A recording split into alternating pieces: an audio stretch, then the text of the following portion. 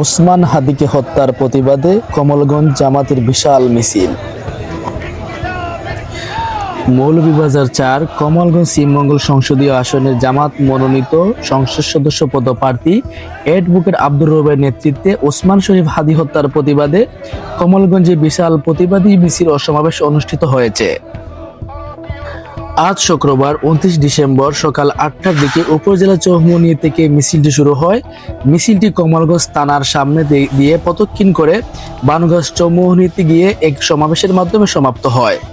মিছিলে হত্যার বিচার চাই, খুনিদের অবিলম্বে গ্রেফতার করো, ন্যায় বিচারে নিশ্চিত করো, এমন নানা স্লোগানে মুখর হয়ে ওঠে পুরো এলাকা।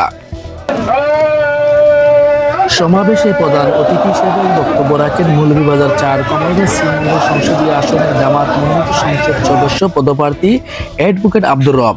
তিনি বলেন, নিরপরাধ মানুষকে প্রকাশ্যে গুলি করে হত্যা করা দেশের আইন শৃঙ্খলা পরিস্থিতি ভয়াবহ চিত্র তুলে ধরে। ওসমান শরীফ হাদি হত্যার সুষ্ঠু বিচার নিশ্চিত না হওয়া পর্যন্ত আমাদের শান্তিপূর্ণ আন্দোলন চলবে। সমাবেশে আরও বক্তব্য রাখেন উপজেলা জামাতের আমির প্রিন্সিপাল মাসুক মিয়া।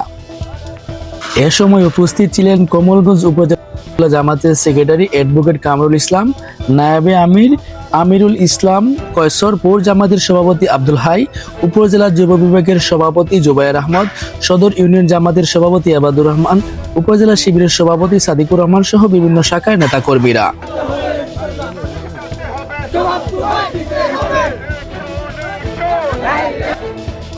বক্তারা বলেন, দিনের আলোয় এমন হত্যাকাণ্ড প্রমাণ করে দেশে অপরাধীদের দৌরাত্ম্য কতটা ভয়াবহ পর্যায়ে পৌঁছেছে।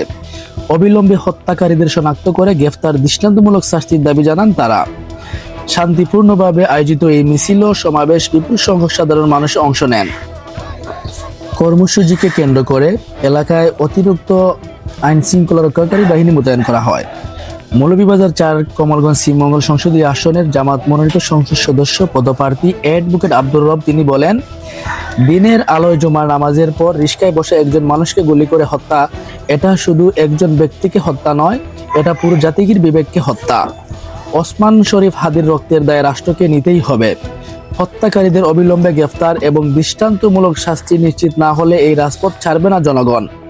ন্যায় বিচার প্রতিষ্ঠা না হওয়া পর্যন্ত আমাদের শান্তিপূর্ণ আন্দোলন চলবেই।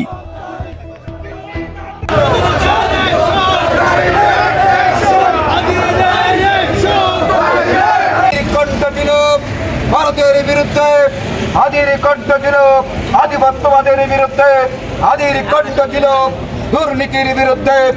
আমরা যারা এখানে বেঁচে আছে, হাদির এই কণ্ঠকে আমরা জীবিত রাখবো। এদেশের বুকে কোনো দুর্নীতিবাজকে ঠাঁই হতে দেব না। আর জুলাই বিপ্লবের সাহসী সৈনিকদের মধ্যে শরীফ ওসমান হাদি একজন অন্যতম। ইনকিলাব মঞ্চের মুখপাত্র হিসেবে বাংলাদেশের মানুষের হৃদয়ের মণিকূটায় তিনি স্থান করে নিয়েছিলেন।